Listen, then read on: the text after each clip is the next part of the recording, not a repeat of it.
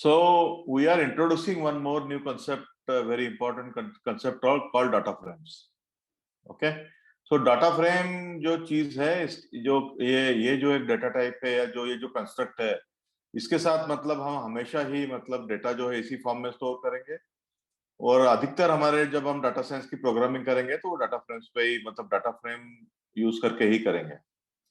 तो अब आप देखिए कि मैं यहाँ सिंपल वही चीज कर रहा हूँ। पांडास को एज पीडी मैंने इंपोर्ट किया, नंपाई को एज एनपी इंपोर्ट किया। देन उसके बाद जो है मैं एक सिंपल एक अरे बना रहा हूँ, रेंडन अरे 4x3 का एक अरे बना रहा हूँ। देखिए अरे है सिंपल, तो ये रैंडम नंबर दिए हैं इसने, तो ये अपन पहले देख चुके हैं। तो इस तरह का ये अरे है सिंपल, ठीक है। और एक अभी मैं जो है ना, ये थोड़ा इंट्रोडक्टरी मटेरियल मतलब जिसके हम बाद में यूज करेंगे, वो अभी वो चीजें बना रहा हूँ अभी। तो एक ये अरे बनाया हम लोगों ने इस तरह का। फिर जो है एक स्ट्रिंग ली हम लोगों ने, जो एबीसीडी स्ट्रिंग है, कुछ नहीं है इसका।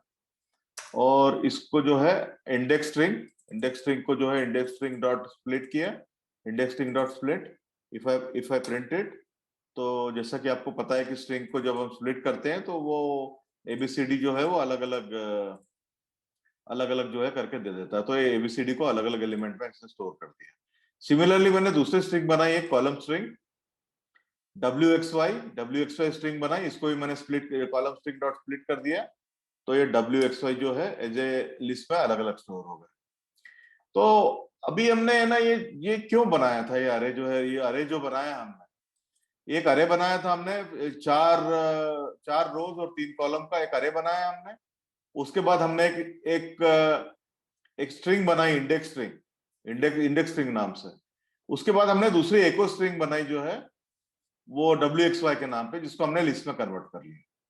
तो अब आप देखिए, ये नया कंसेप्ट हम यहाँ इंट्रोड्यूस कर रहे हैं, पांडास डॉट डाटा फ्रेम।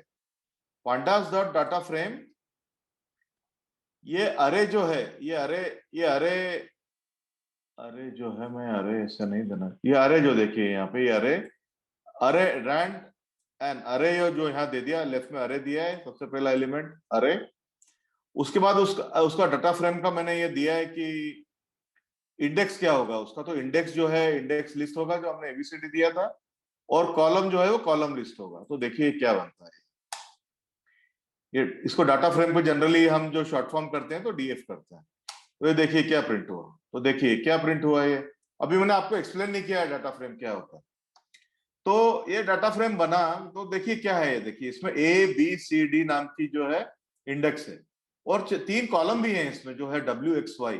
जो हमने अरे बनाया था यहाँ पे ऊपर, रैंडम से अरे बनाया था, 4 रोज हैं, 4 रोज और 3 कॉलम थी। तो अब जो है उनके करस्पॉन्डिंग हमारे पास नेम है। तो row number A, row number B, row number C, row number D, ऐसे हमारे पास जो है column B, column W, column X और कॉलम वाई। तो अब आप इसको रिलेट कर सकते हैं थोड़ा एक्सेल शीट के साथ, जो आप मतलब एक्सेल शीट में आप डाटा जब देखते हैं वो भी इसी फॉर्म में होता है ना, आपके पास कॉलम नेम्स होते हैं, और हर रो को जो है आप जो रो नंबर से एक्सेस कर सकते हैं, राइट। तो ये एक्सेल शीट का ही एक समझ लो रिप्रेजेंटेशन है, पर ये मतलब इसका डाटा साइंस में स्पेशल सिग्निफिकेंस है। हमने इसको सिर्फ एक्सेल शीट को यहाँ रिप्रेजेंट करने के लिए नहीं बनाया है, इसका सिग्निफिकेंस है। तो इसका ये सिग्निफिकेंस है कि W एक वेरिएबल है हमारा, वेरिएबल है, X एक वेरिएबल है और Y एक वेरिएबल है। ये 3 वेरिएबल है, W X Y, ये वेरिएबल है। और ये कॉलम रो ए से रो डी में जो वैल्यू जो है, इनकी 4 वैल्यूज है। तो ये W जो है इसकी वैल्यू जो है 0.71 से लेके -0.92 तक वेरी हो रही है। इसी तरह से जो Y वेरिएबल है इसकी वैल्यू जो है 0.5 से लेके 0.577 तक वेरी हो रही है, और बीच में इसकी कुछ और वैल्यूज है जो हमको अलग अलग रोज से पता चलती है। तो ये आपका डाटा फ्रेम जो है, ये आपके डिफरेंट वेरिएबल्स को बताता है। आप किसी को म्यूट पे जाना पड़ेगा प्लीज, आप शायद कोई म्यूट पे नहीं है। तो शुभम महर, हाँ म्यूट मैं कर देता हूँ, रुको यहाँ पे। नीमा भी म्यूट पे नहीं है, फिर हाँ बाकी सब म्यूट पे है, ठीक है। तो जैसे आप एक एग्जांपल लीजिए, जैसे मैं आपको बताता हूँ कि इनकम है, जैसे मंथली इनकम है आपकी, मैं यहाँ देख रहा हूँ, टाइप कर रहा हूँ, देखिए मंथली इनकम। तो मंथली इनकम जो है आपकी जो है वो किन किन चीजों पे डिपेंड करेगी? आपका जॉब टाइप क्या है, क्या किस तरह का काम करते हो आप, ठीक है ना। फिर डिपेंड करेगी कि आप कौन सी कंपनी के नाम, कौन सी कंपनी में काम करते हो। अगर एमएनसी में काम करते हो तो ज्यादा मिलेगी, है ना। तो ये कंपनी पे डिपेंड करेगा। फिर आपको डिपेंड करेगा कौन सी सिटी में काम करते हो, क्योंकि अगर आप बैंगलोर में जो है जनरली पे स्केल हायर होता है, इंदौर में कंपेरेटिवली उसी जॉब के लिए पे स्केल कम दिया जाता है, ठीक है ना। तो या आप, और या फिर इस पर डिपेंड करेगी कि आपकी एज क्या है। आप पूछोगे एज पे सैलरी कैसे डिपेंड करती है, तो एज पे सैलरी इस तरह से डिपेंड करती है कि आप जब जॉब में जाते हो तो हर मंथ आपका कुछ परसेंट या 4-5% या 8% जो है मंथली सैलरी बढ़ती है। तो वो एग्जिस्टिंग सैलरी पे कंपाउंड इंटरेस्ट के जैसे बढ़ती जाती है। तो हर साल जो है आपकी जैसे जैसे एज बढ़ती जाएगी, भले ही आप उसी कंपनी में वही टाइप का काम कर रहे हो, उसी सिटी में हो, हर साल आपकी सैलरी जो है 5 से 8% जो है बढ़ती जाएगी, है ना। तो आप, आपकी एज अगर 40 के ऊपर है तो आपकी उसी काम करने के लिए, और एक 25 साल का लड़का है वही काम कर रहा है उसी कंपनी में, पर हो सकता है कि 40 साल वाले की सैलरी जो है वो उस 40 साल वाले की सैलरी जो है 25 साल के लड़के से ज्यादा। तो कई बार एज पे भी डिपेंड करती है, ठीक है ना। तो ये तीन सिंपल चीजें मैंने आपको बताई, और ये हो सकता है कि एज पे आप गिन रहे तो कंट्री पे भी डिपेंड करे। अब यही सैलरी जो है आपको यूएसए में जो है डॉलर में मिलेगी, इंडिया में रुपीज में मिलेगी। तो यूएस डॉलर को जब आप इक्विवेलेंट इंडियन रुपीज में कन्वर्ट करेंगे तो ज्यादा ही बैठता है हमेशा। तो मानिए कि आपकी मंथली इनकम जो है, मंथली इनकम ऐसे मंथली अंडरस्कोर लिखेंगे, ब्लैंक नहीं छोड़ते हैं। मंथली इनकम जो है ये इन 4 वेरिएबल पे डिपेंड करती है: job type, company name, city, age और कंट्री, ठीक है। ये मैंने आपको सिर्फ एग्जांपल दिए हैं, ठीक है ना, ये एग्जांपल दिए मैंने आपको। मतलब इसको, तो आप इस तरह से समझिए आप कि आप ये जॉब टाइप जो है वो डब्ल्यू से रिप्रेजेंट कर रहे हैं, या फिर ये जो आपका इन कंपनी नेम है वो एक्स से रिप्रेजेंट कर रहे हैं, और जो सिटी नेम है वाई से रिप्रेजेंट कर रहे हैं, राइट। तो जॉब टाइप अलग अलग टाइप हो सकते हैं, तो आपके 10 प्रकार के जॉब टाइप हो सकते हैं। कंपनी है तो आप हो सकता है 10 तरह की कंपनियां कंपेयर कर रहे हो। सिटी तो आप हो सकता है आप 10 तरह की सिटीज कंपेयर कर रहे हो। इसी तरह से हर एक वैल्यू के जो है 10-10, हर एक वेरिएबल के 10-10 रोज है। तो जॉब टाइप एक वेरिएबल हो गया, कंपनी नेम एक वेरिएबल हो गया, सिटी एक वेरिएबल हो गया, कंट्री एक वेरिएबल हो गया, और एज एक वेरिएबल हो गया। उसी प्रकार से जैसे आपको हमको डब्ल्यू एक वेरिएबल दिख रहा है, एक्स एक वेरिएबल दिख रहा है, वाई एक वेरिएबल दिख रहा है, ठीक है। तो ये सारे वेरिएबल है हमारे डाटा साइंस में, ये सब जो है डब्ल्यू एक्स वाई जो कॉलम नेम्स होते हैं इनको हम वेरिएबल्स बोलते हैं। और ए बी सी डी जो है ये इंडेक्स ही है, और ये और जो है न्यूमरिक से ये बताते हैं आपको कि इनकी वैल्यू जो है कहां से कहां तक वेरी हो रही है। जरूरी नहीं है कि वेरिएबल जो है हमेशा न्यूमरिक ही हो। अब जैसे कंपनी नेम है, कंपनी नेम जो है 1 2 3 4 तो हो नहीं सकता। कंपनी नेम होगा एचपी, इंटेल, गूगल, इस तरह के कंपनी नेम होंगे। सिटी नेम है, सिटी नेम भी 1 2 3 4 नहीं हो सकता। सिटी नेम होगा इंदौर, उज्जैन, देवास, इस तरह के सिटी नेम होंगे। कंट्री नेम जो है वो भी नंबर नहीं हो सकता, वो भी जो है स्ट्रिंग ही होगा, USA, India, United kingdom, Pakistan, जो भी है, मतलब जिस तरह से भी आप जो भी कंट्री आप गिनना चाहे। और एज जो है वो डेफिनेटली नंबर होगा। तो मतलब आपके वेरिएबल नंबर भी हो सकते हैं और स्ट्रिंग टाइप भी हो सकते हैं। तो इस तरह के जो टेबुलर डेटा हमारे पास आता है, जो डेटा हमारे पास आता है, तो उसको हम इस तरह के डाटा फ्रेम से रिप्रेजेंट करते हैं। तो ये एक सिंपल छोटा डाटा फ्रेम है आपके सामने, अभी जो हाईलाइटेड है, ये जो हाईलाइटेड है आपके सामने डेटा फ्रेम है। और ये समझ लीजिए कि हमारे पास कुछ डेटा को रिप्रेजेंट कर रहा है जिसको हमें बाद में एनालाइज करना पड़ेगा। अभी तो आपको इसमें सिर्फ जो है 3 कॉलम और 4 रोज ही दिख रही है, पर जो डेटा जनरली हमारे पास आता है उसमें थाउजेंड्स ऑफ रोज होती है, थाउजेंड्स ऑफ रोज होती है। मतलब हो सकता है 1 लाख रो हो, 10 लाख रो हो, इवन 1 मिलियन रोज भी हो सकती है। और ये कॉलम नंबर जो है वो 200 भी हो सकते हैं, 400 भी हो सकते हैं, 500 भी हो सकते हैं, कभी कभी 1000-2000 कॉलम भी इस तरह से मिल जाते हैं अपने को। तो एक कॉलम मतलब आप समझिए कि ये वो column is nothing but a variable name, and ABCD is nothing but the row index, ठीक है। तो अब आप समझे कि मतलब पांडास डाटा फ्रेम क्यों इंपॉर्टेंट है। क्योंकि कोई भी तरह का हमारे पास डेटा आता है तो हम इस तरह के टेबुलर डेटा को डाटा फ्रेम में ही जो है वो रिप्रेजेंट करते हैं एनालिसिस से पहले। ठीक है, अभी आप देखिए, मैं आपको यही डाटा फ्रेम बनाने का सिंपल मतलब जो तरीका ऑब्वियस है आपके लिए भी, तो मैं आपको एक और तरीका बताता हूं।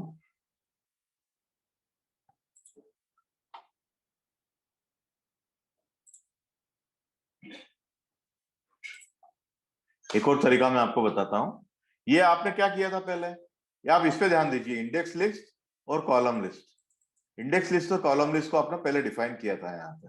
ये देखिए, इंडेक्स लिस्ट और कॉलम लिस्ट जो है अपन ने सेल नंबर 81 और 82 में डिफाइन की थी पहले। ठीक है, अब अगर आपको डिफाइन नहीं करना है तो आप डायरेक्टली इस तरह से भी लिख सकते हैं। सर आपकी पीडी, स्क्रीन नहीं आ रही है। मेरी स्क्रीन नहीं आ रही है सर आपका पिक आ रहा है। यार आपका वीडियो आ रहा है।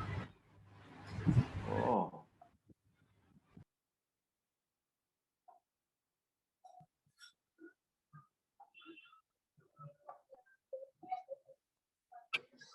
किसी को म्यूट पे जाना पड़ेगा, एक मिनट में करता हूं इसको।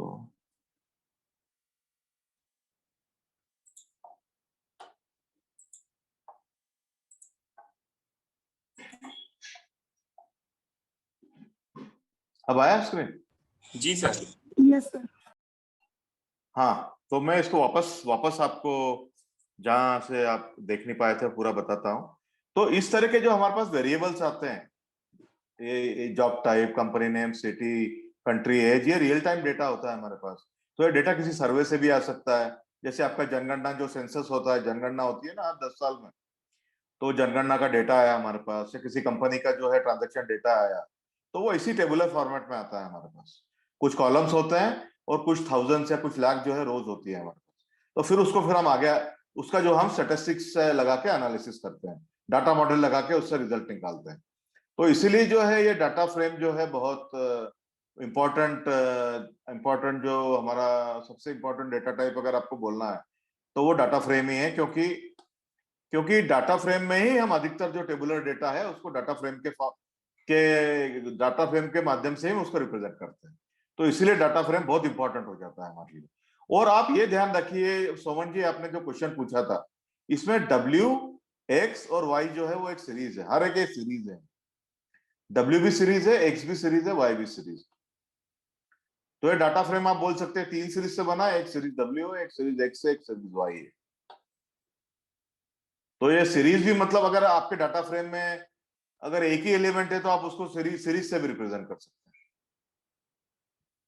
तो series is nothing but a variable, series is nothing but a variable. But list जो आप रिप्रेजेंट करते हैं, तो लिस्ट इस तरह का मतलब आप लिस्ट ये नहीं बोल सकते कि लिस्ट एक तरह का वेरिएबल है। लिस्ट में आप अलग अलग तरह के, जैसे जैसे मैं आपको ये बताता हूं कि लिस्ट आप डिफाइन कर रहे हैं यहाँ पे, ये लिस्ट डिफाइन की, जैसे आपने एलएसटी लिस्ट डिफाइन की, तो इसमें आप एक एलिमेंट जो है 1 2 1 1 1 डाल दिया आपने, आगे आप डाल दीजिए ए, इसके आगे आप डालिए बी। तो ये लिस्ट जो आपने बनाई है, तो ये इसमें आप बहुत तरह के जो हैं बहुत तरह के ऑब्जेक्ट जो है वो स्टोर कर सकते हैं इसमें। पर ये जो पांडास की सीरीज होती है एक डेफिनेट वेरिएबल को रिप्रेजेंट करती है। जैसे अगर एज है, डब्ल्यू की जगह एज नाम एज है, तो वो जो है वो पर्टिकुलर ग्रुप की एज रिप्रेजेंट करेगी, तो एक वेरिएबल को रिप्रेजेंट करती है इस तरह। तो इस तरह का रिप्रेजेंटेशन आपके पास लिस्ट में नहीं होता है, लिस्ट में ऐसा कोई डेफिनेट रिप्रेजेंटेशन नहीं होता है। और दूसरी बात, सीरीज का एडवांटेज ये है कि सीरीज को जनरली हम डिक्शनरीज के साथ कंपेयर करते हैं, तो लिस्ट को मैनिपुलेट करना डिक्शनरी से बहुत ही मतलब एफिशिएंट होता है। लिस्ट जो है, सीरीज जो होती है, सीरीज हम जो है बहुत डेफिनेट मतलब एक एफिशिएंट तरीके से हम जो है लिस्ट को मैनिपुलेट कर सकते हैं एज कंपेयर टू डिक्शनरी। तो दो रीजन है मतलब इसके, ठीक है। तो ये है, अब आपको एक्सेस करना है इसका एक पर्टिकुलर कॉलम। तो ये डाटा फ्रेम आपने डीएफ बनाया था, यहाँ पे डाटा फ्रेम डीएफ बनाया था आपने, और अगर इसको आपका एक कॉलम अगर आपको एक्सेस करना है तो आप ये सिर्फ DFW लिख दीजिए, तो आपको एक कॉलम मिल गया आपको, देखिए। और इसका इसका डाटा टाइप देखिए, अब इसका टाइप देखिए, डाटा टाइप क्या है।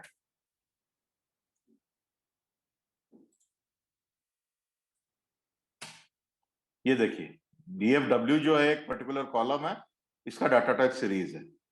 मतलब आप ये बोल सकते हैं कि डाटा फ्रेम जो है वो अलग अलग सीरीजों से मिलकर बना होता है। सिमिलरली अगर आपको वाई एक्सेस करना है तो आप जो है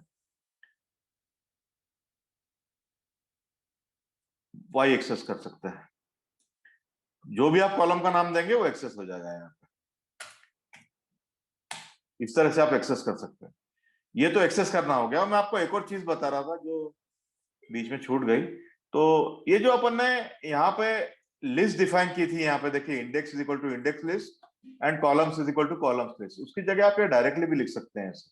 ये देखिए हाईलाइटेड लाइन नंबर 56 को देखिए। इंडेक्स इज इक्वल टू मैंने क्या लिखा है, ABCD. ABCD is nothing but, इसको मैंने एबीसीडी स्ट्रिंग है, इसको मैंने स्ट्रिंग है डायरेक्टली डॉट स्प्लिट लिख दिया। तो ये क्या है, एबीसीडी जो स्ट्रिंग है, एबीसीडी इसको डायरेक्टली जो है वो स्ट्रिंग में कन्वर्ट कर देगा। नहीं सॉरी, इसको एबीसीडी को डायरेक्टली एक लिस्ट में कन्वर्ट कर देगा, जो कि इस तरह की लिस्ट बन जाएगी आपकी यहाँ पे डायरेक्ट। और यहाँ पे भी देखिए कॉलम्स इक्वल टू जो WXY आपने एक स्ट्रिंग दी थी, उसको भी आप डॉट स्प्लिट करिए तो वो भी डायरेक्टली वो जो डायरेक्टली लिस्ट बन जाएगी। तो इस तरह से आपने जो ये जो कॉलम लिस्ट और इंडेक्स लिस्ट जो आपने पहले डिफाइन की थी, यहाँ यही काम जो है आप जो है बिना डिफाइन करे जो कर रहे हो, तो आपकी एक दो स्टेप बच जाती है उसमें, और कुछ नहीं है। अच्छा, और इसमें ये चीज है कि आपको जब कॉलम नेम और रो इंडेक्स नेम डिफाइन करना है तो आपको ऐसे स्ट्रिंग के फॉर्म में डिफाइन करना ही जरूरी नहीं। ये तो सिर्फ एक सिंपल तरीका था, तो बताया कि इस तरह से कर सकते हैं। पर जनरली जब हम कॉलम नेम और ये देते हैं, इंडेक्स और कॉलम नेम देते हैं, तो इस तरह से देंगे। देखिए आप, तो इंडेक्स हम इस तरह से स्पेसिफाई करेंगे, इस तरह से स्पेसिफाई करेंगे A B C D, और इसी तरह से जो है हम WXY को भी रिप्रेजेंट करते। तो ये कॉमन तरीका है जो आपके हम जिस तरह से स्पेसिफाई करते हैं उसको। ये देखिए WX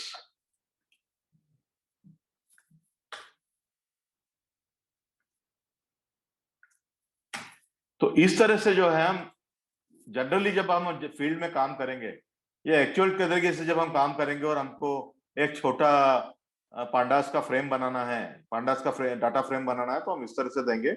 यहाँ हमारा अरे होगा। अरे जरूरी नहीं है कि रैंडम नंबर का ही हो, हम कोई भी अरे दे सकते हैं यहाँ पे। अगर आपने यहाँ पे इंडेक्स में अगर 4 रो डिफाइन करी है ABCD, तो आपके वो अरे में भी 4 रो होनी चाहिए।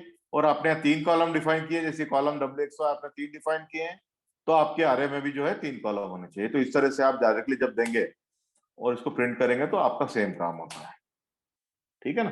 तो यही काम आपने जो पहले लिस्ट डिफाइन करके लिस्ट को स्प्लिट करके किया था, वही आपने डायरेक्टली यहाँ पे लिस्ट देके किया, जो कि और ये जो तरीका है जो आप 88 लाइन में जो देख रहे हैं, लाइन 88 में जिस तरह से हाईलाइटेड देख रहे हैं, तो this is more common way of defining A small data frame. ठीक है। अदरवाइज डाटा फ्रेम कैसे आएगा, अगर उसमें अगर 1000 कॉलम है और 1 मिलियन रोज है, तो नेचुरली हम जो है उसको मैन्युअल एंट्री तो कर नहीं सकते हैं। तो इस तरह के जो डाटा फ्रेम होते हैं वो डायरेक्टली हम लोग एक्सेल शीट से पढ़ते हैं, या तो एक्सेल शीट से पढ़ते हैं, या जो है कुछ डाटाबेस से आते हैं इस तरह के कॉलम, डायरेक्टली डाटाबेस से पढ़ते हैं, या फिर हमारे पास कुछ फ्लैट फाइल्स आती है, कॉमा सेपरेटेड फाइल्स, उसको हम डायरेक्टली पढ़ते हैं। तो डायरेक्टली जो है वो डाटा फ्रेम में कन्वर्ट हो जाता है। ठीक है ना। तो अब ये हो गया। Then this is how you can access various columns, and you note that data type of a particular column is series. ठीक है। अगर आपको 2 कॉलम एक्सेस करना है, तो बस वही है कि आपको ये दोनों कॉलम के नाम जो है आपको लिस्ट एज ए लिस्ट देने पड़ेंगे। देखिए data frame DF data frame का नाम है, उसके बाहर हमने जो है उसको एक्सेस करने के लिए जो है एलिमेंट एक्सेस करने, उसके कॉलम एक्सेस करने के लिए हमने स्क्वायर ब्रैकेट लगाया, और अंदर स्क्वायर ब्रैकेट के अंदर ही हमको W और Z देना पड़ेगा। मतलब W और Z जो कॉलम नेम हम दे रहे हैं वो हमको लिस्ट के फॉर्म में देना पड़ेगा। ये देखिए, तो ये DF इज नॉट डिफाइंड है, Z is not an index, चलिए Y कर देते हैं। देखिए, तो इसमें जेड नाम का कॉलम था ही नहीं, इसलिए एरर दे रहा था वो। तो ये दो कॉलम हमने डब्ल्यू और वाई जो थे ऊपर हमने यहाँ डिफाइन किए थे, डब्ल्यू और वाई, तो दो कॉलम हमने एक्सेस कर लिए हैं, ठीक है। और अगर आपको एक ही कॉलम एक्सेस करना है तो आपको इस तरह से डायरेक्टली दे सकते हैं आप, वो आपको लिस्ट के फॉर्म में देने की जरूरत नहीं। पर आपको एक से ज्यादा देना है तो आपको लिस्ट के फॉर्म में देने पड़ेंगे इनको एक्सेस करने के। एक और तरीका है जिस तरह से आप जो है कॉलम को एक्सेस कर सकते हैं, जैसे डीएफ डाटा फ्रेम है डॉट डब्ल्यू, डब्ल्यू मतलब जो है कॉलम का नाम है, इस तरह से भी आप जो है एक्सेस कर सकते हैं। वो कॉलम ऐसे हो गया एक्सेस, देखिए। पर मोस्टली जब हम मतलब कुछ कुछ रीजन से मतलब हमारे जो प्रोग्रामर्स और डाटा साइंटिस्ट बोलते हैं कि ये जो तरीका है डीएफ डॉट डब्ल्यू को कॉलम को एक्सेस करने का, that is not something which is recommended. अगर आपको एक्सेस करना है तो प्रॉपरली आप लाइन 87 में जिस तरह से दिया है आपको, प्रॉपरली जो है इस तरह से एक्सेस कीजिए आप, जैसे स्क्वायर ब्रैकेट लगा के फिर आप कॉलम का नाम लिख के एक्सेस कीजिए अगर आपको एक्सेस करना है, ठीक है। अगर अब आपको देखिए, मैं आपको यहाँ पे देखिए कॉलम का डाटा टाइप सीरीज है, मैंने बता दिया था आपको यहाँ पे। अब आप जो है डीएफ को मैं आपके लिए एक बार और प्रिंट कर रहा हूँ, देखिए ये डाटा फ्रेम को मैंने प्रिंट किया है, यहाँ पे डाटा फ्रेम प्रिंट है, इसमें 3 कॉलम है, 4 रोज है।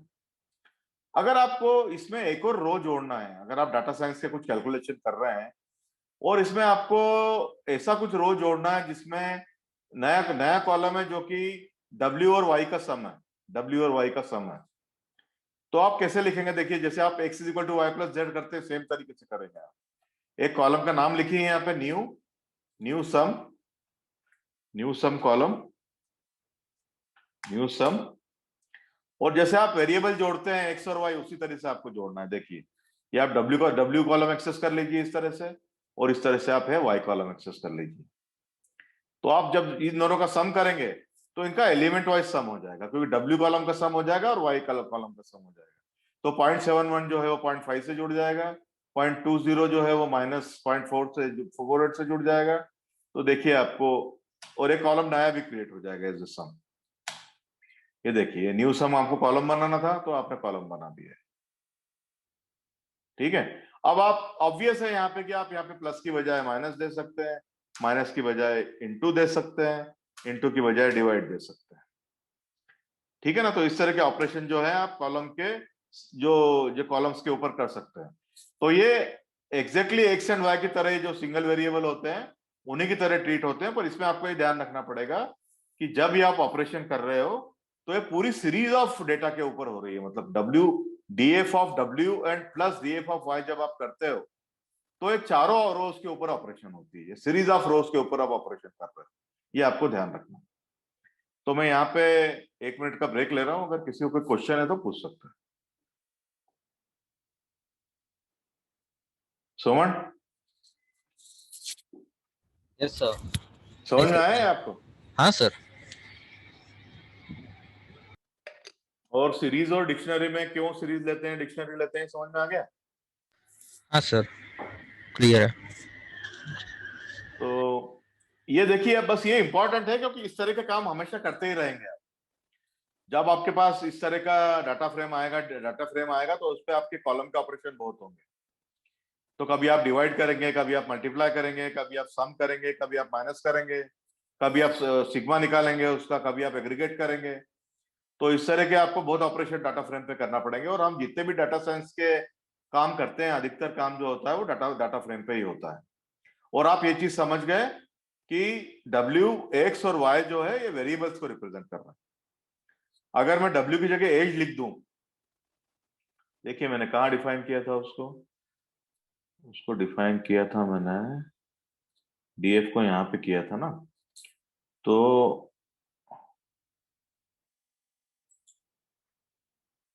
कॉलम था ना, अगर मैं इसको एज लिख दूं, ठीक है ना, कि एज हो गया। अब मैं इसको नया कॉलम बनाना हूं तो ये डब्ल्यू जो है वो एज हो जाएगा, ये नाम एज हो गया, ठीक है ना। तो आपको अब इससे क्लियर है कि जो इस कॉलम में जो भी एलिमेंट्स हैं, मतलब ए बी सी में इस कॉलम में जो भी एज कॉलम में जो भी है वो पर्टिकुलर एज को रिप्रेजेंट करते हैं। पर अब ये डेटा थोड़ा जो है -2.5 2.9 और -1.0 -0.86 ये किसी की एज नहीं हो सकती। ये माइनस नंबर में कभी एज नहीं होती, एज हमेशा पॉजिटिव नंबर होगा। और जस्ट मैं आपको रिप्रेजेंट करने के लिए बता रहा हूं कि इस तरह के एज, मतलब एज नाम का वेरिएबल है और ये कॉलम जो है उसकी डिफरेंट डिफरेंट वैल्यूज रिप्रेजेंट करेगा। तो एक वेरिएबल है, जैसे आपने 4 आदमियों की एज रिप्रेजेंट करी, तो रो ए में जो है आपको, रो ए में जो आपको पहले आदमी का एज रहेगा, रो बी में आपको दूसरे आदमी का एज रहेगा, रो सी में तीसरे आदमी का रहेगा, रो डी में चौथे आदमी का रहेगा। अभी आप डाटा की वैल्यूज से मत जाइए, डाटा की वैल्यू जरा एब्सर्ड है एज के हिसाब से। तो ये समझ लीजिए कि आप each column represents a variable, और वेरिएबल के अगर आपको सम करना है तो वो डायरेक्टली आप इसी तरह से कर सकते हैं सम।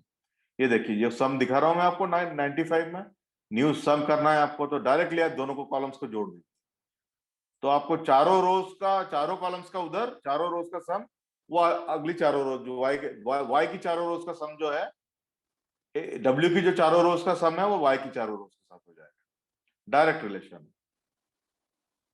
अच्छा ठीक है, अब आपको भैया आपने कॉलम जो है न्यू कॉलम ऐड किया है, यहाँ पे न्यू कॉलम ऐड किया है, आपको इसको जो है ड्रॉप करना है। ड्रॉप करना है मतलब हटाना है।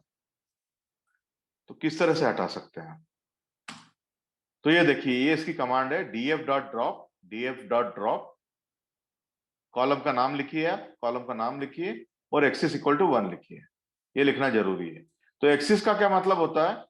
ये कॉलम का जो एक्सिस होता है ना, डब्ल्यू एक्स वाई, इसमें दो एक्सिस है, देखिए 2 डायमेंशनल डेटा है, 2 डायमेंशनल डेटा है। तो डब्ल्यू एक्स वाई और न्यू सम जो है इसको अपन एक्सिस 1 बोलेंगे, और ये ए बी सी डी जो है इसको एक्सिस 0 बोलेंगे। मतलब रो वाला जो एक्सिस है वो 0 हो गया, कॉलम वाला जो एक्सिस है वो 1 हो गया। तो आपको चूंकि न्यू सम हटाना है वो कॉलम के अंदर है, इसके न्यू सम जो हटाना है वो कॉलम है, तो इसलिए आपको एक्सिस इक्वल टू 1 लिखना पड़ेगा। तो एक्सिस इक्वल टू 1 लिखा। सर एक्सिस 1 को पूरा हाईलाइट कीजिए ना एक बार। किसको? एक्सिस 1 को। ठीक है यार, एक्सिस 1 हाईलाइट नहीं, ये देखिए ये एक्सिस 1 है, ये एक्सिस 1 हो गया, दिखा? कॉलम के यस जो सर। नाम, जो ये कॉलम के, कॉलम जो है उसको एक्सिस 1 बोलते हैं, और रो जो है उसको एक्सिस 0 बोलते हैं। ठीक है? रो में सर सारी रो आ जाएगी। हाँ सारी रो आ जाएगी, और इसमें सारे कॉलम आ जाएंगे। ठीक है? क्या हो रहा है यार?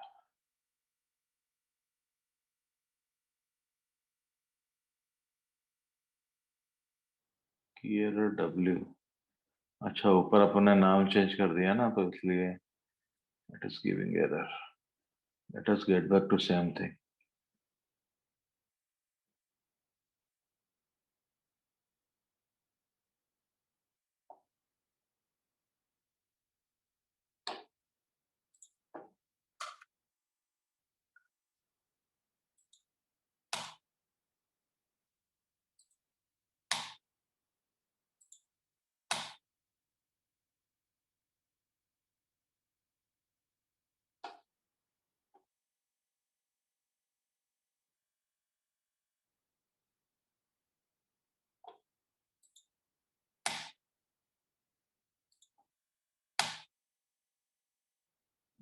हाँ तो मैं यहाँ पे न्यू सम जो नामक, न्यू सम नाम का जो हमने कॉलम बनाया है, इसको ड्रॉप कर रहा हूँ, मतलब इस कॉलम को पूरा डिलीट कर रहा हूँ।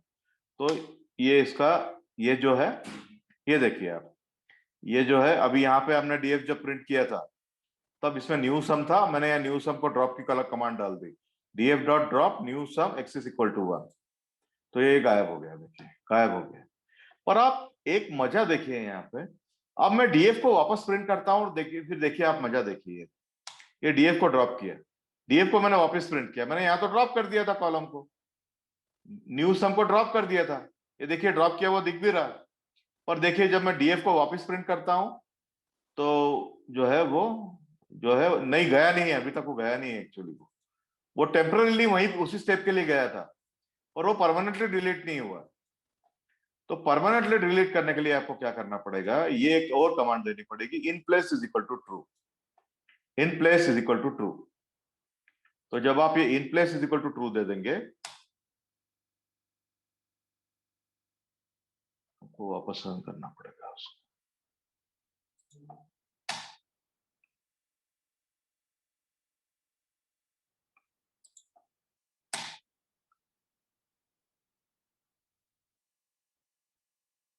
अच्छा, न्यू नहीं पकड़ रहा, न्यू सम है वो, नेम इज न्यू सम।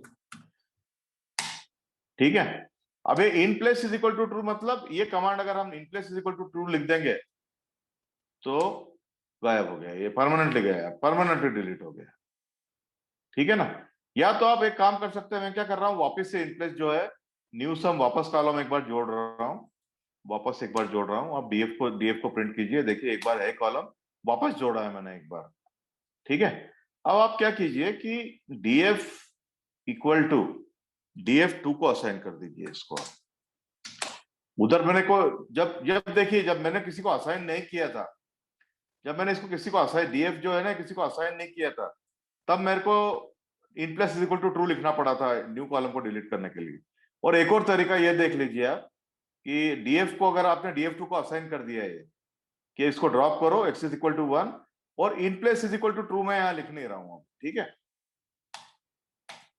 आप df2 को प्रिंट करिए, यहाँ पे df2 को प्रिंट करिए। df2 को जो प्रिंट कर रहे हैं तो देखिए गायब हो गया, देखिए गायब हो गया, क्योंकि आपने इसको चेंज करके असाइन कर दिया था एक न्यू को। पर देखिए डीएफ मैसेज आता है क्या, ये डीएफ मैसेज अभी भी नहीं जाता है। तो आपको अगर इसको डीएफ मैसेज अगर गायब करना है तो आपको ये in place is equal to true command देनी पड़ेगी यहाँ पे। ठीक है, तभी तभी तभी ये परमानेंटली डिलीट होगा।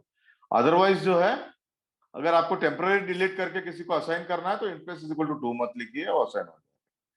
तो ये थोड़ा कंफ्यूजिंग है, यहाँ पे मैं 1 मिनट का ब्रेक ले रहा हूं, अगर किसी को समझ में नहीं आई तो बताइए, पूछिएगा।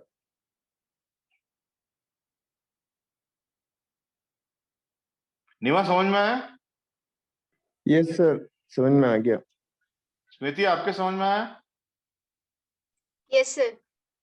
ठीक है, तो ये इनप्लेस का थोड़ा घर जाके प्रैक्टिस कीजिएगा। तो देखिए ऐसे ही ये रो का भी है। अब मैं क्या कर रहा हूं, मेरे को ये एबीसीडी देखिए, मैं आपके लिए एक बार डीएफ प्रिंट करता हूं। ये डीएफ जो है प्रिंट कर रहा हूं, तो ये डीएफ में एबीसीडी रोज है। मैंने कॉलम ड्रॉप करना सिखा दिया आपको, और मैंने ये भी बता दिया कि ये डब्ल्यू एक्स वाई और न्यू सम एक्सिस 1 है और एबीसीडी जो है एक्सिस 0 है, ये भी बता दिया मैंने आपको। अब आपको लास्ट रो जो है डी रो जो है, रो नंबर डी, वो ड्रॉप करनी। तो आप एक्सिस इक्वल टू 0 लिख दीजिए। ऊपर ध्यान से देखिए, ऊपर हमने एक्सिस इक्वल टू 1 दिखा था क्योंकि हमको कॉलम ड्रॉप करना था। यहाँ हम एक्सिस इक्वल टू 0 लिख रहे हैं क्योंकि हमको रो ड्रॉप करनी। तो देखिए ये रो जो है ड्रॉप हो गई, यहाँ एबीसी 3 ही रो बची। और आप अभी डीएफ देखिए, डीएफ ऐसे नहीं जाएगी, वो परमानेंटली नहीं गई है, वो देखिए परमानेंटली नहीं गई है। तो परमानेंटली जाने के लिए फिर वही जादू करना पड़ेगा। In place is equal to true लिख दीजिए, in place is equal to true लिख दीजिए, तो वो डीएफ में से चला जाए। ये अभी अगर आपको कठिन भी लग रहा हो, ये देखिए, तो ये रो चली गई, देखिए रो चली गई। ठीक है, तो ये ये ये ये रो चली गई, तो मतलब ये कॉलम और कॉलम को अगर आपको परमानेंटली हटाना है तो इन प्लेस लिखना पड़ेगा, in place equal to true लिखना पड़ेगा। अगर कॉलम को हटाना है तो एक्सिस इक्वल टू 1 लिखना पड़ेगा। और रो के लिए सेम चीज है, in place equal to true तो सेम है, या एक्सिस 1 की जगह 0 आएगा तो आप रो ड्रॉप कर पाओगे। और अगर आप यहाँ पे वो दे देते हो, अगर आप यहाँ पे एक लिस्ट दे देते हो, जैसे आप, मैं बता रहा हूं मैं आपको, यहाँ ए आपने एक लिस्ट दे दी, ए और बी, 2 रो ड्रॉप करनी है आपको। ठीक है, बी ड्रॉप करनी है, बी, तो आप 2 रो इकट्ठी ड्रॉप कर पाओगे। ये देखिए, है ना, ये देखिए 2 ए बी ड्रॉप कर दिए, डी अपन ने पहले ड्रॉप कर दी थी, तो अब एक ही रो बची है इसमें से। तो अगर आपको मल्टीपल देना है तो आप जो है आपको लिस्ट के फॉर्म में देना पड़ेगा। ऐसे ही कॉलम का भी है।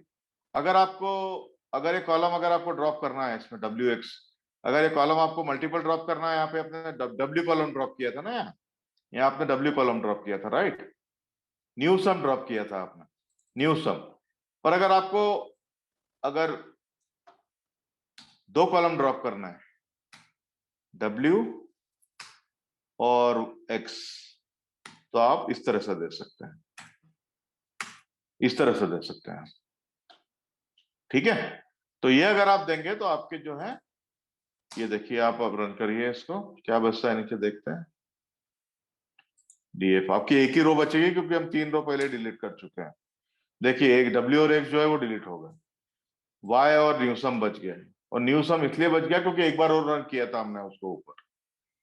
अगर आपको न्यूसम भी नहीं चाहिए तो आप न्यूसम इसको जो है, इसको आप न्यूसम यहां टाइप कर दीजिए, न्यूसम भी चला जाएगा। अब आपका ये एक ही रो बचा। अब ये डीएफ बचा, इसका डाटा टाइप रखकर देखेंगे तो क्या आएगा, देखिए डाटा टाइप इसका एक ही रो है इसमें, एक रो और एक कॉलम है, तो ये क्या डाटा टाइप देगा, ये सीरीज, जो ये डाटा फ्रेम दे रहा है इसको। अगर डीएफ ठीक है, तो ये जरा चेक कर करके देखिएगा आप, इसको इस बार डाटा फ्रेम दे रहा है ये, तो मेरे हिसाब से इसको सीरीज देना चाहिए था उसमें। तो 1 मिनट इसको और एक बार रन करके देखते हैं। df2 जो है, df2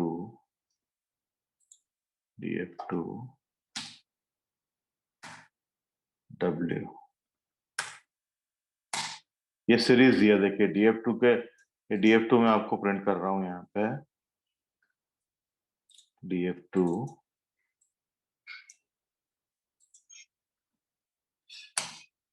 ये df2 था आपका।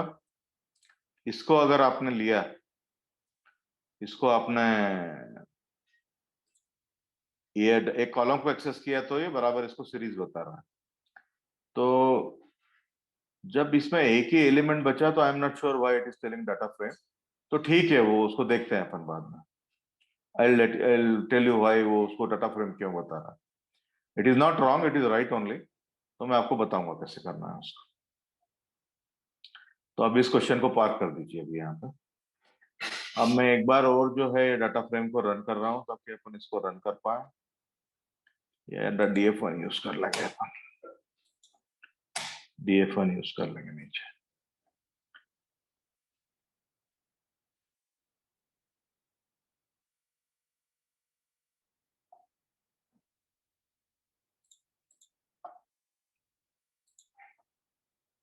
ये df1 देखिए है हमारे पास, 3 कॉलम है, wxy 3 वेरिएबल है, मतलब 3 कॉलम है और 4 रोज है। अगर आपको रो ए एक्सेस करना है तो आप इस तरह से एक्सेस कर सकते हैं, df डॉट लोकेशन ए, df डॉट लोकेशन ए, तो ये रो का नंबर, ये रो का इंडेक्स दिया है आपने, तो ये आपको जो है, ये df नहीं चलेगा, df1 देना पड़ेगा। ये देखिए, तो आपको जो है ये ध्यान से देखिए, जो रो है ये वाली रो आपने एक्सेस कर ली, कॉलम के फॉर्म में आ गई। इसका ये देखिए 0.39, 0.14 और 0.37। तो आप, और अगर आपको लास्ट रो एक्सेस करना है तो आप इस तरह से दे सकते हैं। ये लास्ट रो आ गई आपकी, जो है ये लास्ट रो क्या थी, 0.60, 1.44 और 0.36। और जैसे आप मल्टीपल कॉलम एक्सेस करते थे, तो वैसे अगर आप मल्टीपल रो अगर लिस्ट के फॉर्म में दे देंगे तो मल्टीपल रोज एक्सेस कर सकते हैं। ये मल्टीपल, ये मैं इसको दे रहा हूँ ए, ठीक है ना, ये ए एक्सेस करना है। ये देखिए आपको 2 रोज मिल जाएंगे, जिस ऑर्डर में आप देंगे वही ऑर्डर में मिलेगा आपको। ये डी और ए रो एक्सेस हो गए, तो डी जो है, ये डी रो, ये डी रो ये आ गई, ये डी रो आ गई, और ये ए रो है, ए रो है, ये ए रो आ गए। तो ऐसे आप मल्टीपल एक्सेस कर सकते हैं। अगर आपको एक और चाहिए, एक और जोड़ लीजिए आप इस यहाँ पे, तो ये 3 रो आ जाएगी आपके पास, ठीक है। तो इस तरह से आप मल्टीपल रोज एक्सेस कर सकते हैं, ठीक है।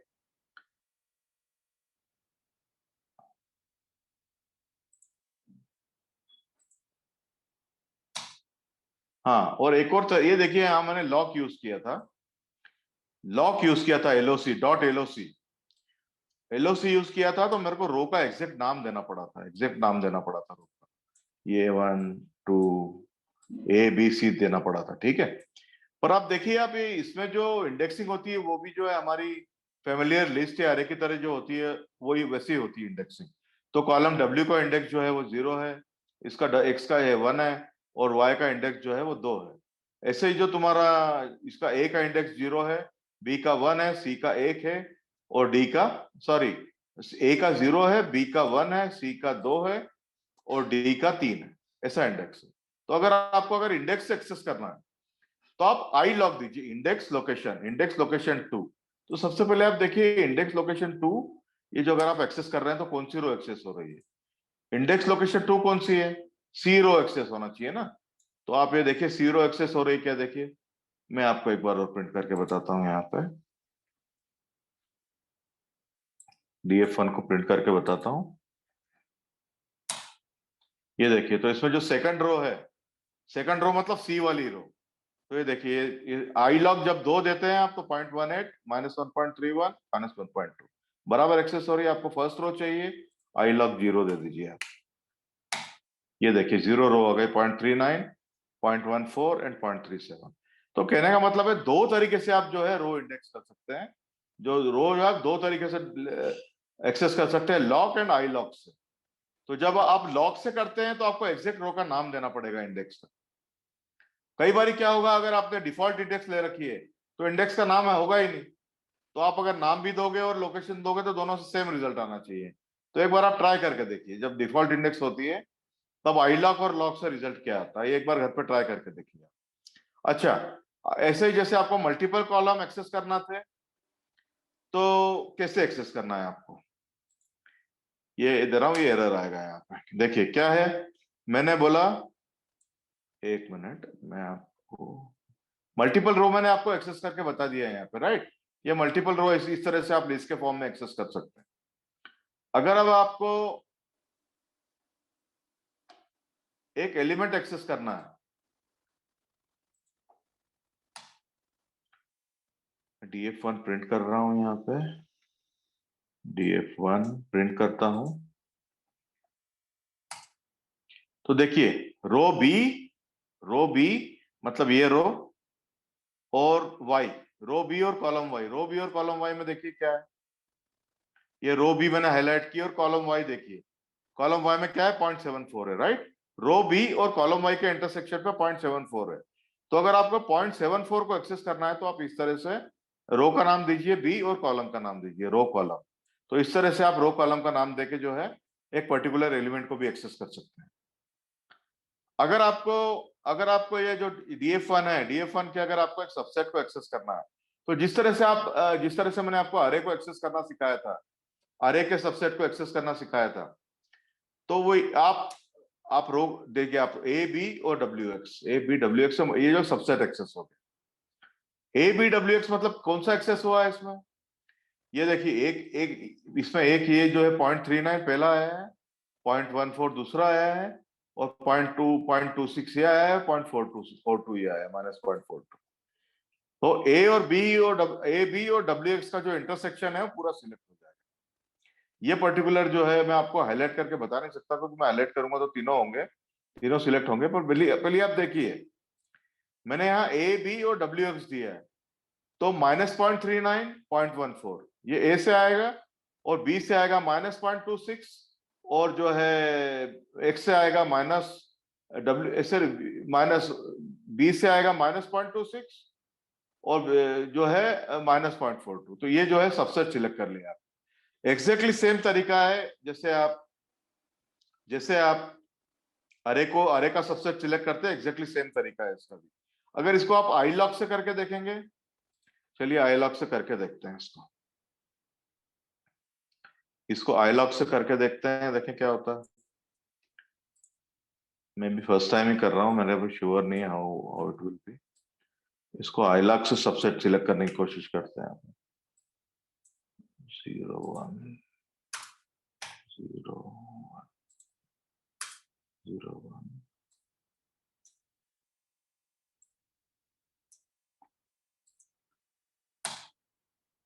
देखिए आई लॉक, ये देखिए। तो अब आप देख रहे हैं कि जब आपने नाम कॉलम और इंडेक्स के नाम देखिए, रो के नाम दिए थे और कॉलम के नाम दिए थे और एलओसी यूज किया था .loc, तब जो रिजल्ट आया और अब जो रिजल्ट आया सेम है। अभी आपने क्या किया है, रो के नाम ना देते हुए उनके इंडेक्स दिए 0 1, ए का इंडेक्स जो है 0 है, बी का इंडेक्स 1 है। वैसे ही कॉलम डब्ल्यू का इंडेक्स 0 है, कॉलम एक्स का इंडेक्स जो है वो 1 है।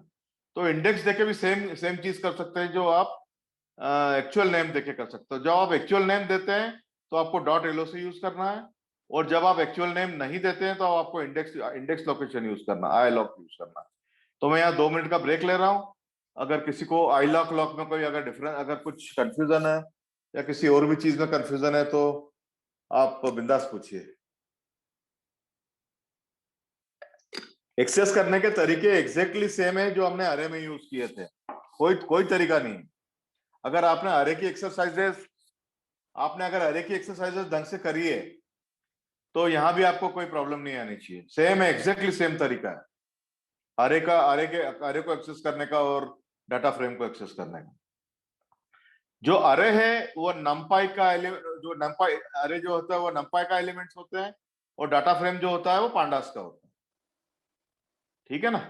तो ज्यादा हम लोग जो है वो पांडास के डाटा फ्रेम के साथ ही काम करते हैं। अरे भी बहुत बार यूज करना पड़ जाता है, पर अरे से ज्यादा हम लोग डाटा फ्रेम यूज करते हैं। तो आगे बढ़े कि कोई क्वेश्चन पूछना चाहता है? नीमा, नो क्वेश्चन सर। स्मृति, सोमन, नहीं सर, आगे समझ में। पूरा सही में समझ में आ गया कि चलो गाड़ी आगे धकाओ? नहीं सर, सही में आगे समझ में। चलो ठीक है, आई टेक योर वर्ड। ठीक है, तो अभी अपन कुछ सिंपल और करने जा रहे हैं। अब आप देखिए, मैं डीएफ को प्रिंट कर रहा हूँ, डीएफ 1 को प्रिंट किया मैंने, डाटा फ्रेम 1 को। अब मैं देखता हूं, यहाँ इस पे ध्यान दीजिए, जीरो से ज्यादा एलिमेंट्स कौन से हैं। ये सारे माइनस है, फर्स्ट डब्ल्यू रो में सारे माइनस है, जीरो से कम है। एक्स में जो है वो फर्स्ट वाला और फोर्थ वाला जो है वो जीरो से ज्यादा है, और वाई में जो है वो सेकंड और फोर्थ वाला ज्यादा है। अब देखिए, मैं दे रहा हूं DF greater than 0, DF 1 greater than 0। देखिए, तो ये क्या किया है इसमें, देखिए जहां जहां भी जीरो से ज्यादा, जहां जहां भी जीरो से कम कम था वहां फॉल्स दे दिया, और जहां भी जीरो से ज्यादा था वहां ट्रू दे दिया। क्योंकि कंडीशन हमने क्या पूछी थी, डीएफ 1 ग्रेटर देन 0। मतलब जो भी एलिमेंट जीरो से ज्यादा नहीं थे वहां फॉल्स दे दिए, और जो भी जीरो से ज्यादा थे वहां ट्रू दे दिया। देखिए, ये फर्स्ट एलिमेंट, ये जो एक्स कॉलम है इसका फर्स्ट एलिमेंट और फोर्थ एलिमेंट जो है, फर्स्ट एलिमेंट और फोर्थ एलिमेंट जीरो से ज्यादा है, तो दोनों जगह ट्रू दिया। और वाई कॉलम का सेकंड वाला और फोर्थ वाला जो है जीरो से ज्यादा थे, तो सेकंड और इसको दिया। अगर मैं रिवर्स कर दूं तो ये भी रिवर्स हो जाएगा। ये देखिए, रिवर्स हो गया पूरा। जहां जहां ट्रू थे वहां फॉल्स आ गया, और जहां जहां फॉल्स था वहां पे ट्रू आ गया। तो इस तरह से आप चेक कर सकते हैं, एक ही कमांड में आप चेक कर रहे हैं कि कहाँ कहाँ पे मतलब जीरो से कम है, कहाँ जीरो से ज्यादा है। तो इस इमेजिन कीजिए, अगर आपके पास बहुत ज्यादा डेटा है तो आप एक ही कमांड से जो है पूरा ये टेस्टिंग कर सकते हैं। अगर आपको जीरो करना है, अगर आपको डेटा फ्रेम इस तरह से ले रहे हैं,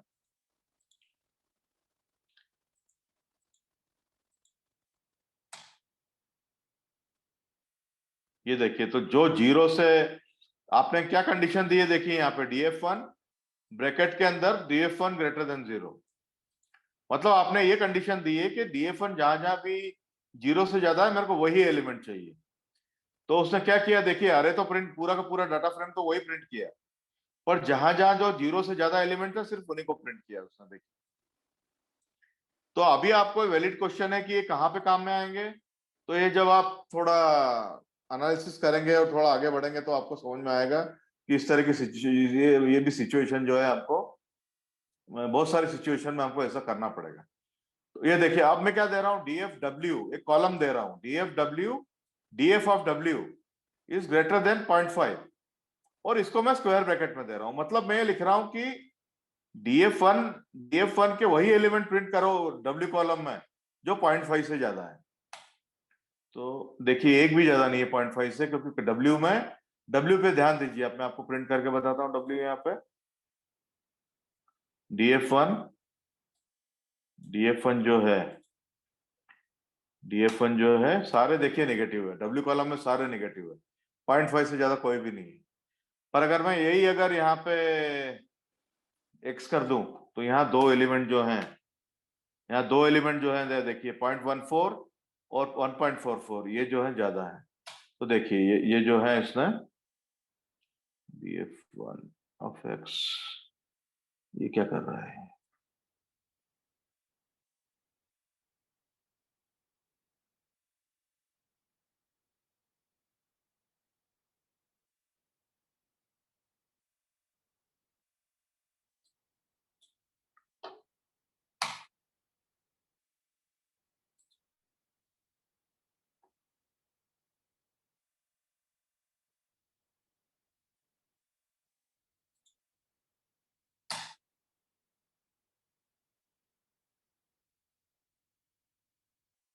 I'm puzzled why it is doing like that.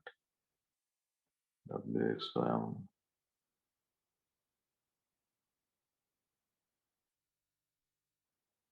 W of X is greater than 0.5, तो 0.6।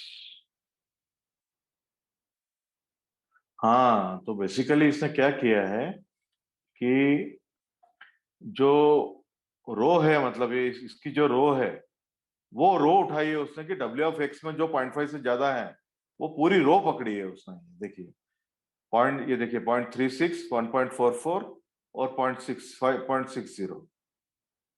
तो वो पर्टिकुलर रो जो है वो पर्टिकुलर रो उठा रहा है। ये देखिए, तो W of X is greater then 0.5, W of X is greater then 0.5।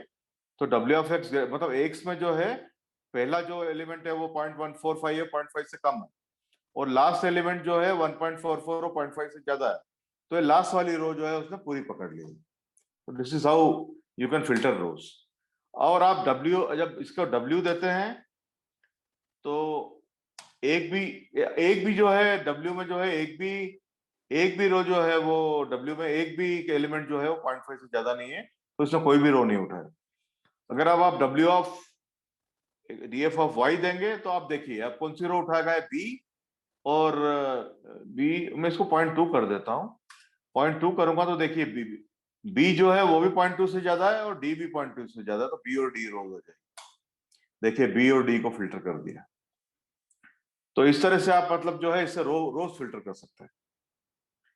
तो वो आपने ध्यान दिया होगा ना, अगर आपने एसक्यूएल किया है तो it is exactly like SQL.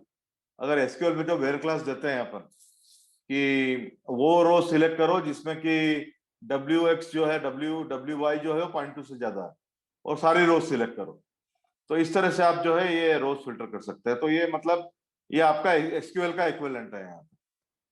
अगर आपको ये चाहिए कि जो है DF1, ये देखिए मैं एक और चीज कर रहा हूं यहाँ पे DF1, और इसमें मैं आपका Y ले रहा हूं मैं Y। और ये लाइन कौन खींच रहा है भाई, मेरे को आपको म्यूट करना पड़ेगा क्या? लाइन में भी है मेरे पास ऑप्शन, ठीक है।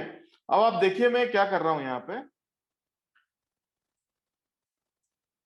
ये मैं क्या कर रहा हूं, ये देखिए अभी मैंने ग्रेटर देन जब 0 किया है यहाँ पे, तो ये रो B और DI जैसा आपने पहले देखा, पॉइंट ग्रेटर देन 0 या इसको ग्रेटर देन जो है y ग्रेटर देन 0, ठीक है ना।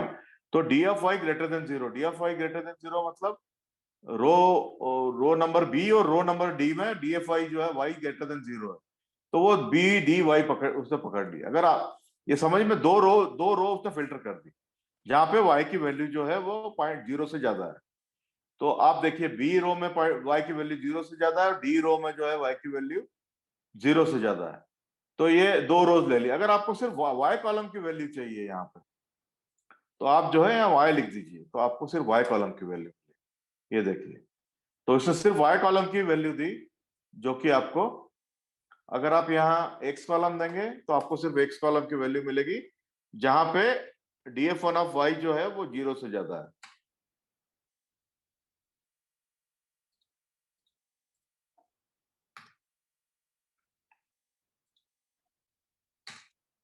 x की दे दी। अगर आपको मल्टीपल कॉलम्स चाहिए तो इस तरह से आप मल्टीपल कॉलम्स दे सकते हैं यहाँ पर।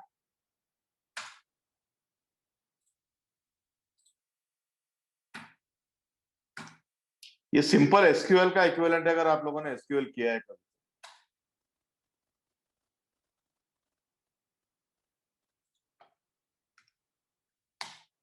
ये देखिए, तो आपको इसने क्या दिया, थोड़ा सा इसको समझने की कोशिश कीजिए। आपने बोला DF1 डाटा फ्रेम, ये डाटा फ्रेम है, समझ गया कि भाई अपने को DF1 उठाना है। अब DF1 में आपने ब्रैकेट लगाया, इस तरह के ब्रैकेट लगाया, मतलब वो समझेगा कुछ आप या तो कुछ सिलेक्ट करना चाहते हैं या कोई फिल्टर कंडीशन देना चाहते हैं। फिर आप देखिए, आपने एक ब्रैकेट लगाया, अंदर अंदर अंदर उसने एक कंडीशन दी आपने DF1 में, जहां पे भी DF1 की वैल्यू, वो रोज उठाइए जहां पे DF1 y की वैल्यू 0 से ज्यादा है, तो वो रोज उठाएगा वो, जहां पे DF1 के अंदर y की वैल्यू 0 से ज्यादा है। तो y की वैल्यू 0 से ज्यादा कहाँ है, B और D में है, तो B और D रो उठाएगा, B और D, इससे B और D आ जाएगी। और आपने उसको फिर एक और फिल्टर कंडीशन दे दी है कि X और Y, तो B और D रो तो उठाएगा, पर उसको सिर्फ X और Y कॉलम ही चाहिए, हमको सिर्फ X और Y कॉलम ही चाहिए, तो X और Y की कॉलम की वैल्यू दिखाएगा आपको। तो देखिएगा बी में X और Y की वैल्यू क्या है, 0.42 और 0.7, -0.42 और 0.74, -0.42 और 0.74।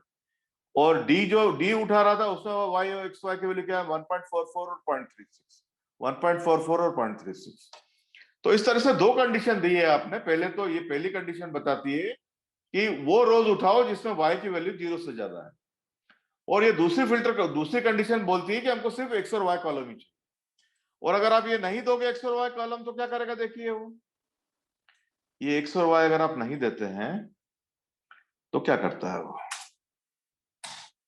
ये देखिए पूरे के पूरे वो ये समझता है कि आपको सभी कॉलम चाहिए। तो इस तरह से आप थोड़ा जो ये है, इस तरह से थोड़ा ये जो है आप प्ले कर सकते हैं इसके साथ। ठीक है, मैं अब एक्स और वाई दे रहा हूं, एंड ऑफ पार्सिंग,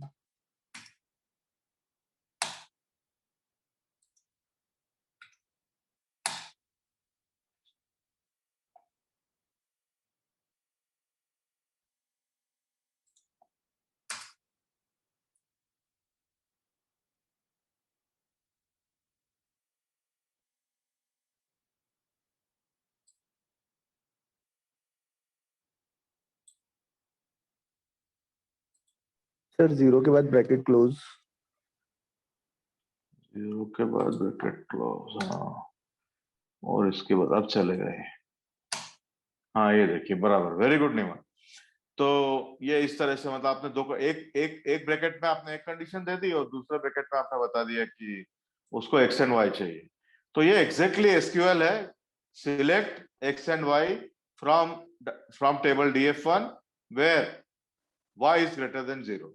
ये एसक्यूएल है सिंपल, इसका सिंपल एसक्यूएल, अगर आप लोगों ने कभी एसक्यूएल किया हो तो इस तरह का काम जो है ये जो है ना, आपको हमेशा करना पड़ेगा। ये इस तरह के कंस्ट्रक्ट आपको बहुत बनाने पड़ेंगे। ठीक है, अगर आप ये सीख गए तो समझो कि आप डाटा फ्रेम में बहुत कुछ सीख गए। अब आप देखिए, मैं आपको वही चीज करके बता रहा हूं, जहां W ग्रेटर देन 0 है, तो W में आप W देखिए, W में आपको प्रिंट करके बताता हूं, यहाँ पे DF1, ये W में देखिए सारे नेगेटिव है, एक भी ग्रेटर देन 0 नहीं है।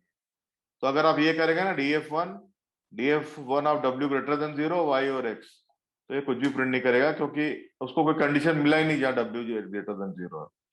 अगर यहीं आप x कर देंगे तो x में उसको दो कंडीशन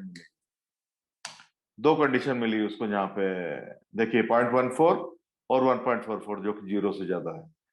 और अगर आप ये कंडीशन हटा देंगे तो सारी रो प्रिंट कर देंगे। ये देखिए पूरी की पूरी रो, पूरा का पूरे उसने दोनों रो प्रिंट कर दिए ऑलरेडी। तो ये अगर आप सीख गए तो आप काफी कुछ, समझ लीजिए कि आप काफी कुछ जो है सीख गए। थोड़ा सा कंफ्यूजिंग है शुरू में, ठीक है। और आप अभी जो है एंड कंडीशन दे सकते हैं इसके अंदर, देखिए किस तरह से दे रहे हैं इसमें and condition, DF1, DF1, DF1,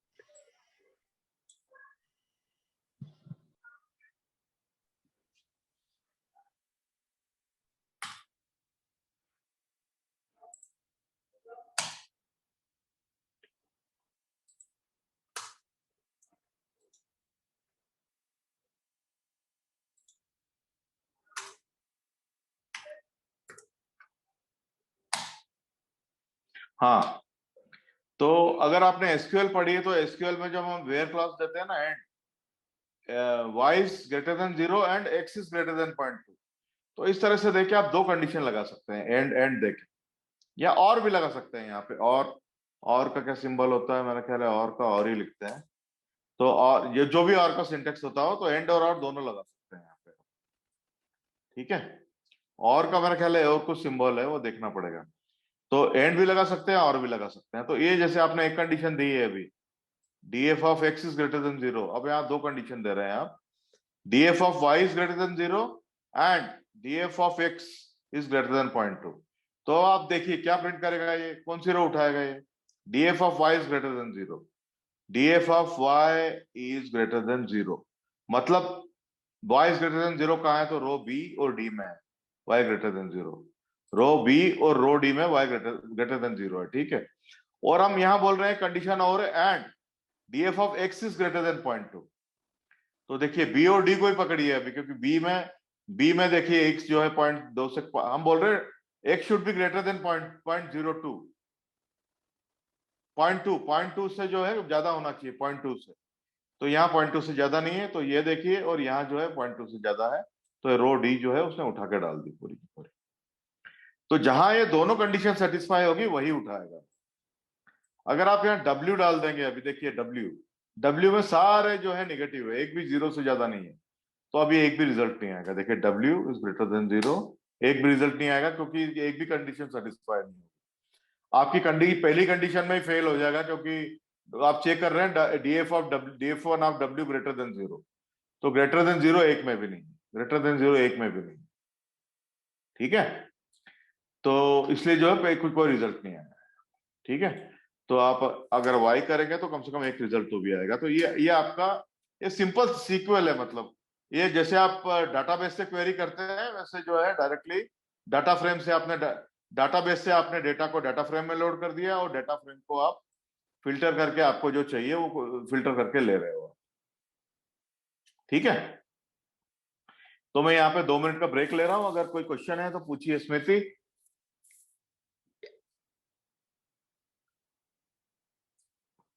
ये थोड़ा कंफ्यूजिंग है स्मृति, समझ में आया आपके? स्मृति शायद है ही नहीं। सोमन आला समझ में आपका? ओ सर। Okay great. तो आज कौन कौन बचे हैं देखें जरा।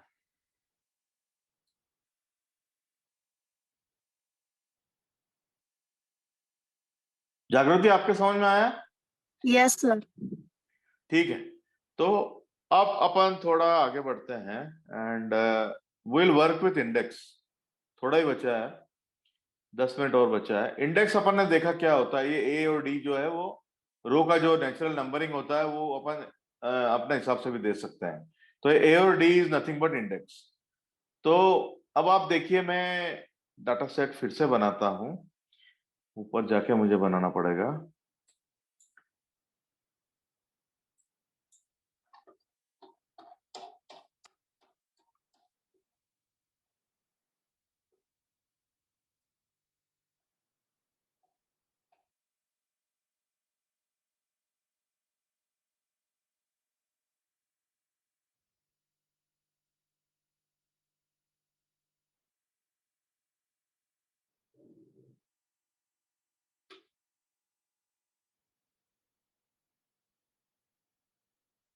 एक और बना लेते हैं, चलो अपन।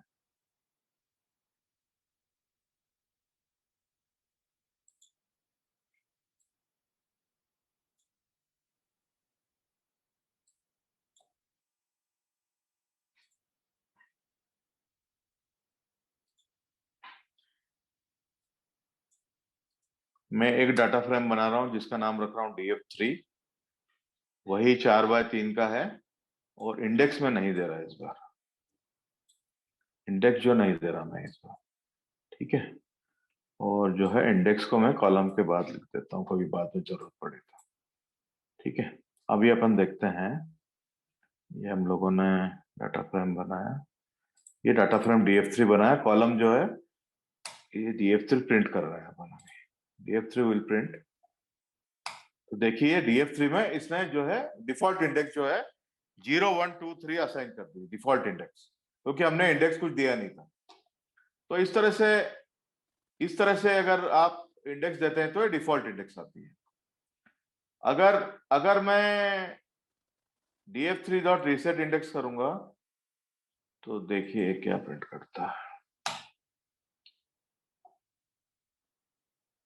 नहीं, ये हमारे काम का नहीं है।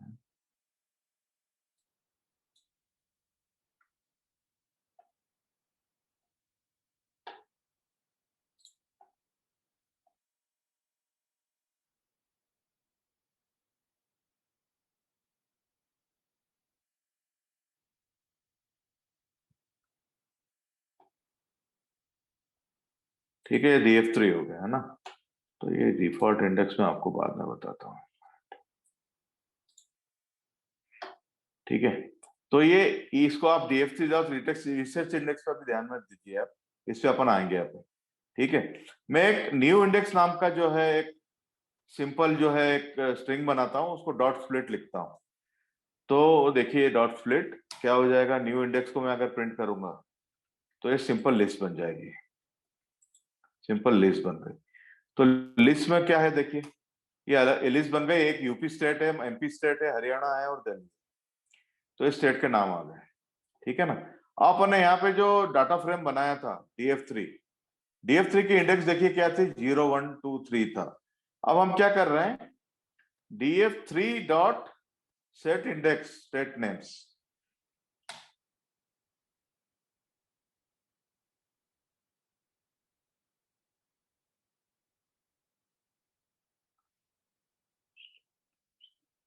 नहीं, एक मिनट, ये ठीक है ना। Then will run this df3। ठीक है, तो हमने क्या किया, ये जो न्यू इंडेक्स थी, न्यू इंडेक्स, हमने एक कॉलम बनाया है यहाँ पे df3 में, स्टेट नेम्स, इसको बनाया, न्यू इंडेक्स नाम दे दिया अपन ने। और अब देखिए अब df3 प्रिंट कर रहा है। तो df3 जो है इसमें एक स्टेट नेम्स जो करके एक स्टेट नेम्स करके जो है एक कॉलम आ गया, स्टेट नेम्स करके कॉलम आ गया, जिसमें आप यूपी, एमपी, हरियाणा और दिल्ली, एक नया कॉलम जोड़ दिया। अब अपन क्या कर रहे हैं कि ये स्टेटमेंट, एक और स्टेटमेंट रन कर रहे हैं, df3 dot set index is equal to, मतलब इसको ये बोल रहे हैं, हम ये पांडास को ये बोल रहे हैं कि ये जो डिफॉल्ट इंडेक्स है ये हमको नहीं चाहिए, स्टेट नेम्स नाम का जो कॉलम है इसको हम इंडेक्स बना रहे हैं। तो ये देखिए क्या करता है, ये देखिए इसने क्या किया, स्टेट नेम्स को जो है इंडेक्स बना दिया। क्या कमांड था, dot set index state names. ठीक है ना। तो मैंने कुछ नहीं किया, मैं शुरू से बताता हूं आपको। मैंने df3 नाम का एक सिंपल डाटा फ्रेम बनाया जिसमें मैंने इंडेक्स नहीं दिया। तो ये df3 को जब मैं प्रिंट करता हूं तो डिफॉल्ट इंडेक्स आता है 0 1 2 3। ठीक है, रीसेट इंडेक्स पर अभी आप मत जाइए। न्यू इंडेक्स, जब ये एक मैंने न्यू इंडेक्स नाम की लिस्ट डिफाइन करी जिसमें 4 स्टेट है, एमपी, यूपी, एमपी, हरियाणा और दिल्ली। मैंने एक नया कॉलम बनाया df3 में जिसको मैंने न्यू इंडेक्स दे दिया। ठीक है, जब मैं इसको न्यू इंडेक्स दे दिया तो ये एक नया कॉलम यहाँ पे ऐड हो गया। इसके बाद मैंने df3 प्रिंट किया तो सिंपल यहाँ पे एक नया कॉलम बन गया, कोई बड़ी बात नहीं है। देख, सीखने की बात ये है कि अगर अब मेरे को ये डिफॉल्ट इंडेक्स 1 2 3 नहीं चाहिए, ये जो कॉलम है स्टेट नेम से ये इंडेक्स चाहिए। तो ये देखिए, ये मैंने ये set index state name, set index, और जो कॉलम का नाम मेरे को जिसको इंडेक्स बनाना था वो दे दिया। तो ये जो है ये सिंपल जो है ये इंडेक्स बन गया। ये सीखने वाली बात है यहाँ पे। ठीक है, और अब आप अगर df3 चेंज कर, अगर आप df3 प्रिंट करते हो तो आप देखोगे कि इंडेक्स अभी भी चेंज नहीं हुई है, अभी भी चेंज नहीं हुई है, अभी भी वही की वही है। ये जो था सिर्फ टेम्पररी था, ये टेम्पररी इस एग्जीक्यूशन के लिए, इस लाइन के एग्जीक्यूशन के लिए उसने आपको दिखा दिया कि चेंज हो गई है, पर एक्चुअल में देखिए चेंज नहीं हुई। तो चेंज करने के लिए क्या करना पड़ेगा, वही मैजिक करना पड़ेगा आपको, in place is equal to true, index reset index state names in place is equal to true. तो जब आप ये करेंगे तो ये अब जाके जो है, अब जाके आप देखिए df3 को प्रिंट कीजिए, अब जाके वो एक्चुअल में चेंज हो गई। ठीक है, अब वो स्टेट नेम जो है, कॉलम जो स्टेटमेंट या कॉलम नेम था वो हटके जो है वो इंडेक्स में आ गया है। ठीक है, तो ये आज इतना ही बताना था। और ये रीसेट इंडेक्स का जो है, मैं क्या दिखाना चाहता था, आई एम ओनली कंफ्यूज्ड। नहीं, मैं आपको रीसेट इंडेक्स है, चलो बाद में बताऊंगा कभी। आप मेरे को अभी थोड़ा कॉन्टेक्स्ट सेट नहीं हो रहा है, मैं क्यों बताना चाहता था ये, तो मैं आपको थोड़ा अगली बार बता दूंगा। ये मैं क्या दिखाना चाहता था मुझे ही याद नहीं है। तो बेसिकली इस इंडेक्स को रीसेट तो कर देता है, पर हाँ ये देखिए, अब आप देखिए, मैं आपको यही बताना चाहता था। ये देखिए आप, ये आप इसको df3 को प्रिंट करिए, df3 को प्रिंट करिए। ये देखिए, तो df3 क्या है आपका, अभी स्टेट नेम जो है वो इंडेक्स हो गई है। क्या हो गई है? इंडेक्स हो गई है। अब मैं एक और कमांड नीचे रन करता हूँ, जो हाँ यही बताना चाहता था मैं आपको। ये अगर आप ये रीसेट इंडेक्स करते हैं तो क्या हुआ देखिए, वापस डिफॉल्ट इंडेक्स आ गई 1 2 3 4, 0 1 2 3 डिफॉल्ट इंडेक्स आ गई। और स्टेट नेम जो पहले इंडेक्स था, जो स्टेट नेम पहले इंडेक्स था, वो वापस कॉलम बन गया। तो ये रिवर्स है उसका। आपने क्या किया, सबसे पहले यहाँ पे पहले आपने इसको जब नया कॉलम ऐड किया, स्टेट नेम रीसेट इंडेक्स किया आपने। रीसेट इंडेक्स करके जब in place is equal to true दिया आपने, तो ये जो स्टेट नेम नाम का कॉलम था ये इंडेक्स बन गया। ठीक है। और आप क्या किया, आपने रीसेट इंडेक्स कर दिया उसको। रीसेट इंडेक्स कर दिया तो ये जो है वो वापस कॉलम नेम बन गया, उसका उल्टा हो गया है। अब आप वापस अगर df3 प्रिंट करेंगे तो देखिए क्या होता है।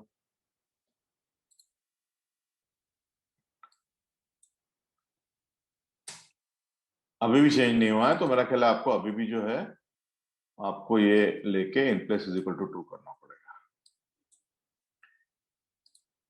In place is equal to true करना पड़ेगा, तभी जाके वो उल्टा चेंज होगा।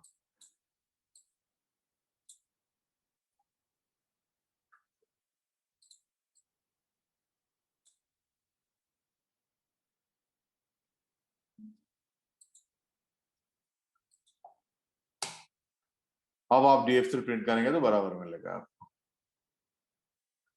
अब आप df3 प्रिंट कीजिए। ये देखिए, तो ये वापस स्टेट नेम जो है वो पहले इंडेक्स था, तो अब वो है कॉलम नेम। तो ये वो रिवर्स करके बताया अपन ने आपको, और कुछ नहीं। तो अगर आप इतना अगर पांडास में जानते हैं, और इतना भी अगर आप मास्टर कर लेते हैं, तो मेरी बात मानिए, that is something which is something good. इतना अगर आप पांडास और सीरीज में सीख गए तो it is something good for you. अगर आपको आगे कुछ छोटा मोटा करना पड़ता है तो आप वेब में सर्च करके कर सकते हैं, पर ये बेसिक्स अगर आप सीख गए, और स्पेशली जो मैंने आपको ये फिल्टर कंडीशंस वगैरह जो बताई ना, ये फिल्टर कंडीशंस वगैरह, ये df1 y greater than 0 and df1 x greater than point, इस तरह की कंडीशन, यहाँ पे और लगाना, एंड लगाना, और लगाना, ये सब सीख गए आप। ये कॉलम सिलेक्ट करना, ये सब अगर आप सीख गए, और रीसेट इंडेक्स है, इंडेक्स के साथ थोड़ा खेलना सीख गए आप, तो आप काफी कुछ मतलब समझिए कि मतलब आप थोड़ा सा अपनी पीठ जो है थपथपा सकते हैं कि भाई हम कुछ सीखे हैं आज। ठीक है। और बाकी जो भी आपको फ्रेम पांडास के बारे में सीखना पड़ेगा, वो आप जो है ऑन द फ्लाई सीख सकते हैं, जो कि मतलब ऑन द फ्लाई आप गूगल करके या फिर स्टैक ओवरफ्लो में देख के सीख सकते हैं। इसके आगे आपको है ना किसी को कुछ सिखाने की जरूरत नहीं पड़ेगी। तो मैं आज रिवीजन नहीं कर रहा हूं, मैं रिवीजन करूंगा भी तो अब रिकॉर्डिंग स्टॉप करके करूँ। ठीक है। तो मैं रिकॉर्डिंग स्टॉप कर रहा हूँ और रिवीजन आपको करवा देता हूँ।